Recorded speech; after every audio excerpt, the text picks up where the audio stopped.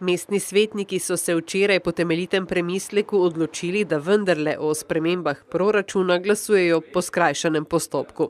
Postopki za projekte, med katere spadajo obnova zahodne tribune Ljudskega vrta, ki je v teh dneh razburkala javnost, ter nakup zgradbe Probanke za potrebe mariborske knjižnice, obnove nekaterih osnovnih šol in za druge projekte, se tako lahko začnejo.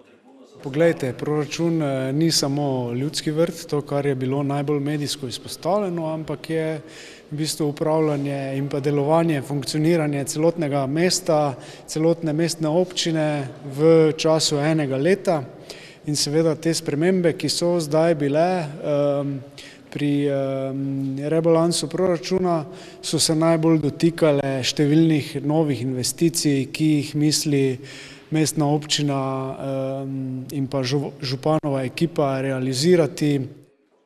Skrajšan postopek ni pomenil, da se o spremembah ni čisto nič razpravljalo. Vesela sem, da bomo lahko obnovili Ljudski vrt. Vsekakor smo za to, čeprav smo najprej glasovali proti skrajšanemu postopku, zaradi tega, ker dejansko bi morali o zadevah razpravljati, kar je delno sedaj tukaj to tudi bilo omogočeno.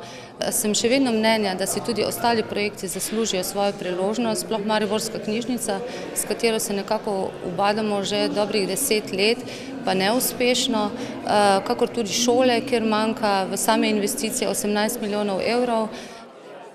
Spregovorili so tudi o trenutno najbolj izpostavljeni temi, obnovi zahodne tribune, ki občina namenja 5,5 milijonov evrov.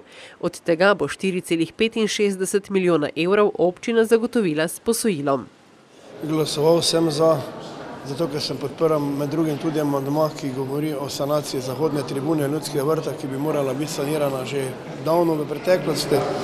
Glejte, upam, da bodo sedaj, tako kot so govorili, ker ne bo po skrajšanem postopku to sprejeto, ne bo moč sanirati, realizirati zahodne tribune, sedaj to imajo. Jaz pričakujem, da bomo v sredo, ko imamo svet zavoda izredno sejo, da bomo takrat že seznanjeni z kako daleč so za postopki urejanja te potrebne dokumentacije in potem pričakujemo, da bodo začeli z realizacijo.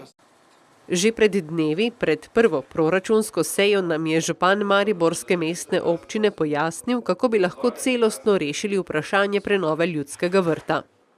Mi smo predlagali zahodno tribuno. Nogometni klub nam je pojasnil, da to ni rešitev, ki v celoti reši problem Ljudskega vrta, tako da bomo z dodatnim sklepom naredili neke vrste rezervacijo za proračun leta 2019, da bomo v celoti tudi uredili severni del in južni del tribun pod tribunami, ki še do zdaj niso urejeni.